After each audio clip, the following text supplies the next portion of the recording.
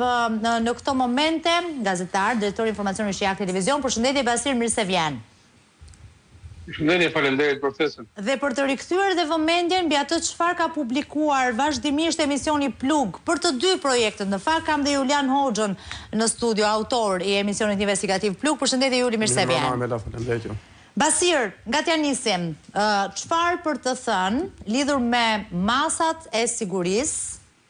Sigurisht do të ketë një moment të dytë që do të të pyes dhe nëse pritet një rëndim i masave duke pasur parasysh çështjet që janë në hetim, por pse sot, pse këto masa dhe çfarë pritet për të negociuar, nuk e di, çfarë hapësirash ka për të negociuar dhe pse nuk dilet me një qëndrim. Ndjes, vazhdo. Ajo çfarë po bëre në takimin e zgjatur, po e fillojmë nga fundi, le të themi, në kryeministri, ku është kryeministri ish zëvendës kryeministja dhe kryetari i komisionit të ligjeve. Po. E drejt kjo. Mua më bën të hamendësoj se në adresë të parlamentit mund të ketë shkuar një kërkesë tjetër për imunitet të deputetit Balluku. Pritani, si ndodh kjo? Ta sqarojmë pak.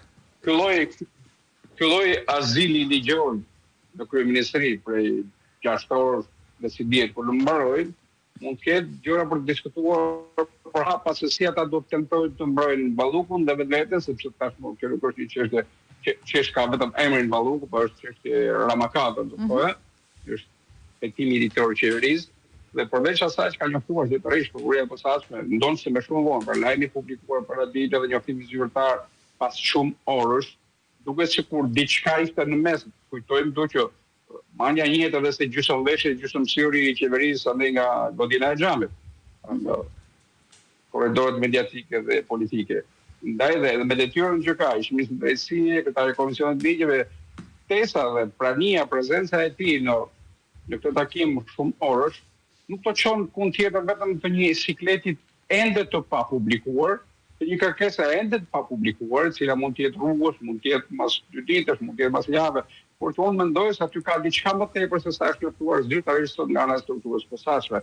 Sepse njëra është masë shërbuese, ajo e dalës jashtë vendit, tjetër është masë ndaluese. Masa ndaluese është e pezullimit nga detyra e funksionizmit të kryeministit dhe ministrit të energjisë infrastrukturës.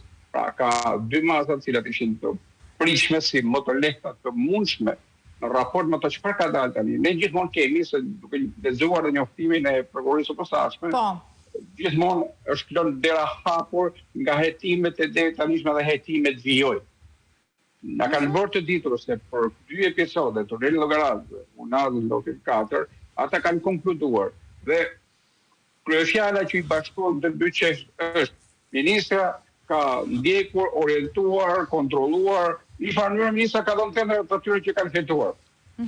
I ka udhëzuar, urdhëruar, porositur, po ministri kush urdhëroi, kush e porositi? Dhe kjo është një pyetje që do të kërkojë vëmendje dhe përgjigje nga ana e hetuese, nga ana e prokurorëve. Nuk mund të ndaloj shumë abuzimet e kësaj formase. Dhe kujtojmë që kemi vetëm me 2 prej ngjarjeve, unë sërish e vëre lojën e Spakut, lojën profesionale, një lojë tjetër, edhe më të kujdesshme, më inteligjente se herët e tjera. Po pse? Pse thua këtë? Ti kishe thënë, Basir, për ta rikthyer në vëmendje, për shkak të intensitetit, ne nuk arritëm dot që ta shkëpusnim në fakt se sinkron, sepse donim ta risillnim sot. Ti vazhdimisht e ke thënë për gjatë këtyre bisedave të fundit, intervistave të fundit, se do të kishte patjetër zhvillime. Ne fiksuar bashkërisht në studion tuaj që mendoj do ketë një masë shërbuse ndaj ministrit Ballukut. Atëherë ti thua që kjo është një lojë, një mënyrë inteligjente se si po vepron SPAK.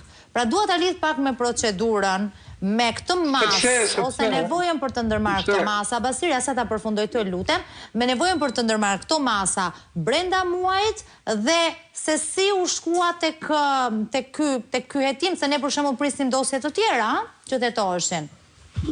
Ndërkohë pamjet, të lutem, një sekond të lutem, pamjet çfarë po ndodh do duhet t'i sqarojmë, shohim një makinë që u larguan, mos gaboj, apo jo, ju lutem regjia që ndrojmë, gjejmë një mënyrë që ta kemi gjithmonë këtë pamje, ja, e shohim, pati një makinë e cila u largua, po do duhet ta sqarojmë me grupin tonë xherimit që po e ndjek atje zhvillimin. Po, Basir. Janë gati 8 orë qëndrim. Po. Janë 8 orë, shumë ora 12, është ora... Asistancë parlamentare, dhe tani me halët të mëdha sukseseve qeveritare. Por e që po, teksoj Armela ka të bëjmë faktin që unë, si që shohët faktën, një lloj kujdesi të strukturës posaçme për të kapur të kujdesur subjektet e hetimit, ku bën pjesë edhe ministra Balloku me gjithë të komunikime, rrjetin dhe ajo çfarë vëre deri tani me akuzat është përdorim kjo gjoja shkelje barazisë tenda dhe ankande. Po. Ne këtu do të kemi patjetër regjistrimi i procedentit penal për një funksionar publik, shoqërohet automatikisht me hetim pasuror. Dhe hetim pasuror për ministrin, automatikisht përfshin edhe të quajtur avokatë. Është larguar kryeministri, thot Juli, në studio. Është larguar kryeministri. Pra Rama është larguar i pari nga kryeministria. Ndërkohë që vijon tjetë aty, nga informacionet që ne kemi të paktën deri tani, Balluku dhe Ulsimania, apo jo, nuk ka një raportim për të kundërtën. Nuk ka një konfirmim, por me gjas mund të jenë larguar dhe me të njëjtën makinë. Mund të jenë larguar me të njëjtën makinë. Dhe me të njëjtën makinë, pra sepse praktikisht duhet ne jemi dy gazetarë dhe unë dhe Basiri, por kërkon edhe një shpjegim juridik, pasi pak sot ka bërë komunikatën zyrtare dhe ka thënë që masat ndaj ministres zvendës kryeministrit